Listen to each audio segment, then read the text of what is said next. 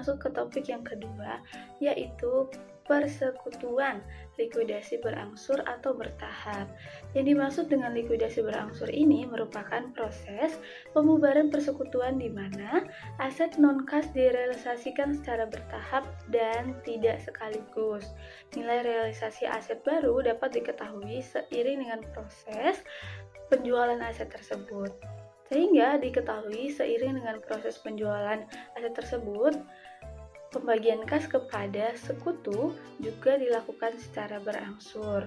Karena realisasi aset tidak terjadi dalam satu waktu, proses likuidasi berangsur umumnya memerlukan waktu yang relatif lama, serta membutuhkan prediksi dan proyeksi yang cermat agar tidak terjadi kesalahan dalam pembagian kas. Karakteristik likuidasi berangsur. Likuidasi berangsur memiliki beberapa karakteristik utama. Antara lain, aset non-kas dijual secara bertahap, kas diterima tidak sekaligus, serta pembagian kas kepada sekutu dilakukan lebih dari satu kali.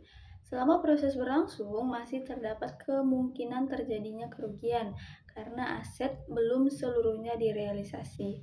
Oleh karena itu, diperlukan perhitungan yang bersifat konservatif untuk mencegah terjadinya pembagian kas yang berlebihan kepada salah satu sekutu.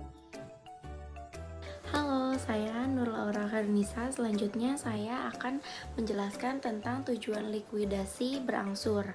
Tujuan utama dari likuidasi berangsur itu ada 4. Yang pertama, menjaga keadilan antara anggota sekutu. Yang kedua itu melindungi kepentingan seluruh pihak yang terlibat.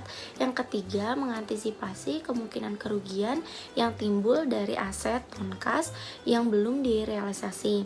Nah, yang terakhir ada menghindari terjadinya defisit modal pada salah satu sekutu akibat pembagian kas yang tidak tepat. Selanjutnya itu ada pembagian kas dalam likuidasi berangsur, yaitu dalam praktiknya pembagian kas pada likuidasi berangsur tidak dapat dilakukan secara langsung tanpa perhitungan. Salah satu cara yang digunakan adalah dengan menyusun perhitungan pembagian kas. Langkah awal yang dilakukan adalah melunasi seluruh utang persekutuan kepada pihak ketiga. Setelah seluruh kewajiban kepada pihak luar diselesaikan, langkah selanjutnya adalah menghitung saldo modal bersih yang dimiliki oleh masing-masing sekutu. Saldo modal bersih ini diperoleh dari modal awal yang telah disesuaikan dengan laba atau rugi persekutuan sampai dengan tanggal likuidasi. Prediksi kerugian potensial maksimal. Karena masih terdapat aset non-kas yang belum direalisasi, maka perlu dilakukan prediksi terhadap kerugian potensial maksimal. Nah, kerugian potensial maksimal diperkirakan sebesar nilai buku aset non-kas yang belum direalisasi ditambah dengan kas yang masih tersisa. Perhitungan ini dilakukan sebagai langkah kehati-hatian untuk mengantisipasi kemungkinan terburuk apabila aset tersebut tidak dapat direalisasikan atau hanya dapat dijual dengan nilai yang sangat rendah. Nah, selanjutnya ada pembebanan kerugian potensial kepada sekutu. Kerugian potensial maksimal yang telah diperkirakan kemudian dibebankan kepada seluruh anggota sekutu sesuai dengan rasio pembagian laba dan rugi yang telah disepakati dalam perjanjian persekutuan. Pembebanan ini bertujuan untuk mengetahui dampak maksimal yang mungkin terjadi terhadap modal masing-masing sekutu apabila seluruh aset non-kas tidak memberikan hasil seperti yang diharapkan. Selanjutnya akan dijelaskan oleh rekan saya. Materi selanjutnya yaitu perhitungan saldo modal neto sekutu, yaitu saldo modal neto ini mencerminkan posisi modal sekutu setelah mempertimbangkan kemungkinan kerugian maksimal yang dapat terjadi selama proses likuidasi berlangsung. Selanjutnya ada penanganan sekutu dengan modal defisit, yaitu apabila dalam perhitungan saldo modal neto terdapat sekutu yang mengalami defisit modal, maka sekutu yang bersangkutan wajib menutup defisit tersebut. Jika sekutu tidak mampu menutup defisit modalnya, maka defisit tersebut akan dibebankan kepada sekutu lain sesuai dengan ketentuan dalam perjanjian persekutuan. Langkah ini penting untuk memastikan bahwa pembagian kas tidak merugikan sekutu lainnya. Contoh soal likuidasi berangsur, persekutuan A dan B memiliki kemungkinan laba ada rugi 1:1 dan memutuskan melakukan likuidasi berangsur. Data awal kas 20 juta, aset non kas 40 juta, utang pihak ketiga 10 juta, model A dan B 25 juta. Aset non kas direalisasikan secara bertahap. Langkah pertama, pelunasan utang. Utang kepada pihak ketiga harus dilunasi terlebih dahulu. Kas awal 20 juta, utang 10 juta, sisa kas 10 juta. Langkah kedua, prediksi kerugian potensial maksimal.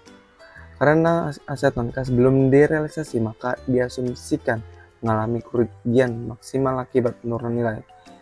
Nilai aset non kas 40 juta, kerugian potensial maksimal 40 juta. Maka sesuai rasio laba rugi 1:1, A dan B yaitu sama-sama 20 juta. Angka ketiga, perhitungan modal neto. Modal awal A dan B 25 juta dikurangi kerugian potensial A dan B sama-sama 5 juta. Langkah keempat, pembagian kas. Kas aman dibagi sama dengan 10 juta. Pembagian A dan B sama-sama 5 juta. Perkenalkan, nama saya Siti Nur Hidayah. Di sini saya akan menjelaskan kesimpulannya. Berdasarkan contoh kasus yang telah dibahas, pembagian kas dalam likuiditas berangsur ini tidak dapat dilakukan secara langsung karena aset non-kas belum seluruhnya direalisasi. Oleh karena itu, diperlukannya perhitungan kerugian potensial maksimal untuk menghindari terjadinya defisit modal pada sekutu. Dengan demikian, likuiditas berangsur merupakan proses likuiditas persekutuan yang dilakukan secara bertahap dan menuntut kehati-hatian dalam pembagian kas tersebut. Melalui perhitungan kerugian potensial dan pengelolaan modal yang tepat, pembagian kas dapat dilakukan secara adil dan aman bagi seluruh anggota sekutu.